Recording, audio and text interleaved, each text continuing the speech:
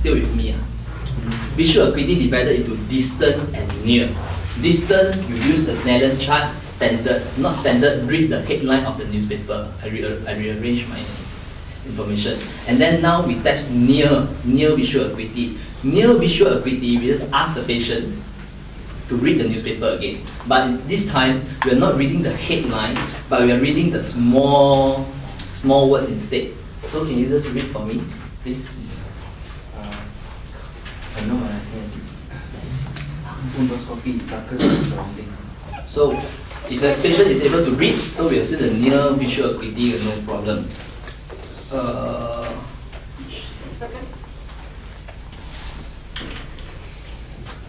Again, before we do, make sure we do it. I made one mistake. We should do it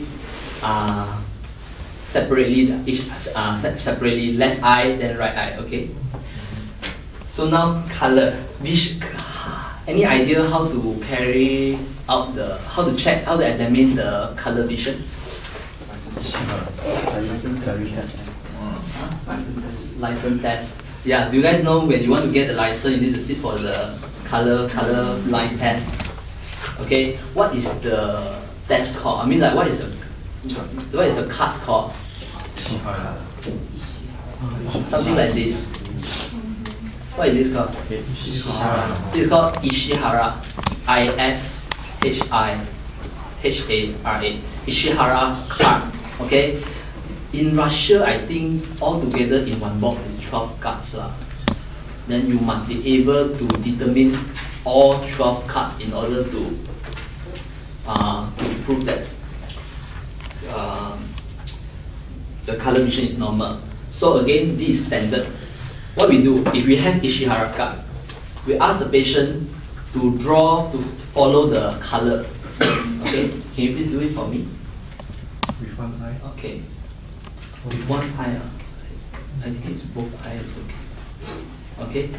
But again, this is standard. But in the ward, you cannot get Ishihara card that easy, right? So what you do, again, you give patient the newspaper and then just point the color.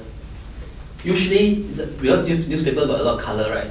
What we point at the red color, the blue, the green, and the yellow.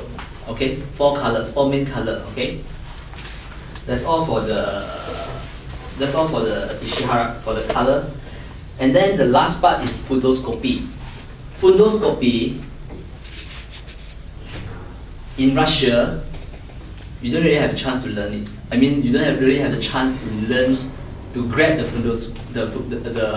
fundoscope. I don't know lah. My teacher never let me try it lah. Okay, so but how to see it, you will learn during your ophthalmology cycle. But I'll only point the main point here. The main point to carry out the fundoscopy is, assume this is the fundoscope. Okay, this is the fundoscope. You must ask the patient, look at the distance. You must ask the patient, look at the distance, look at somewhere far. Okay?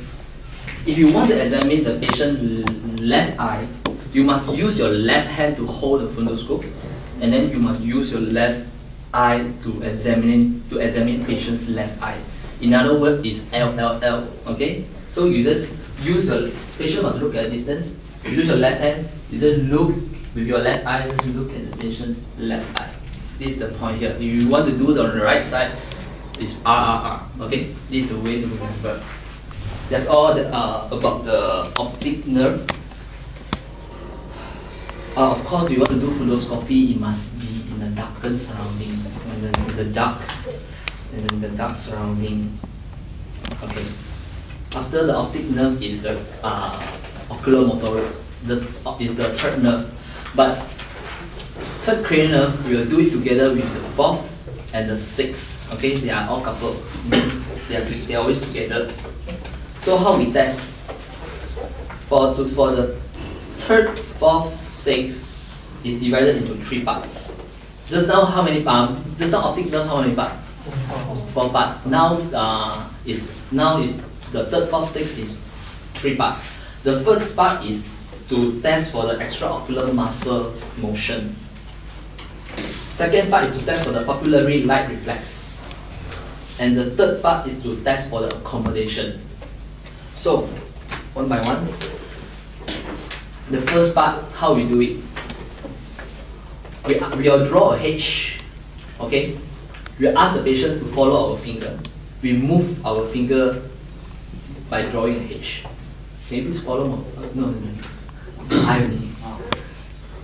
Mr. Wong, can you please follow my finger, please? No, don't move your head. You just move your Eyeball. Your head must face me. Then just look at my finger. Okay. No, don't move your head. Just move your eye. Okay. So while doing this examination, you are literally drawing an H. You must make sure the patient is facing you. And then make sure that you are looking at the patient's eyes, but not looking at your hand. You understand me? You don't do it like together with the finger. You must look at your patient's eyes. Okay? You look at your patient's eyes and you just move your hand. Okay. This is the first part, how we check for the papillary, the extraocular muscle motion. The second part is to check for the papillary light reflex. So how we check for the papillary light reflex? Okay. Papillary light reflex can be divided into direct reflex and concentric reflex. We ask the patient to use his hand to put at the nasal ridge. The rationale for doing this is to prevent.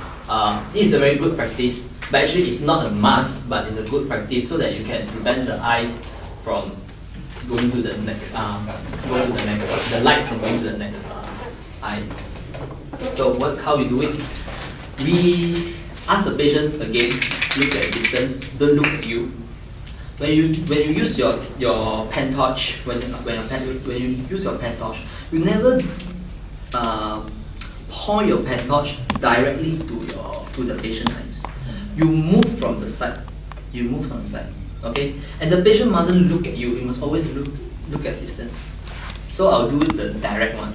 When you say the direct one, it's actually when we test for the reflex, we only want to see the result from that eye. Understand me? Let's say now, I look for the constriction for the eye that I test. This is called direct, and I do for both sides. So look for the constriction of the pupil. So this is called direct reflex. Concentric is when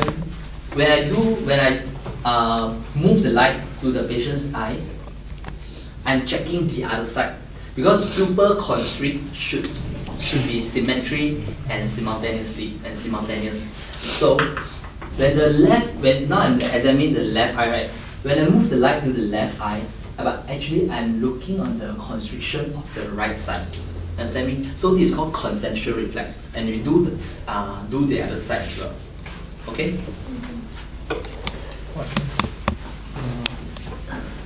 So far so good?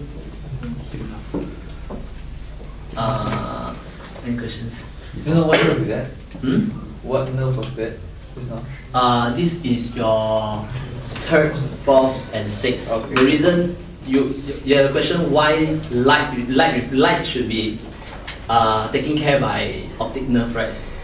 But why is tested in third, fourth, and sixth, right? Your questions is because your afferent is optic nerve, but your efferent is your third, fourth, and sixth.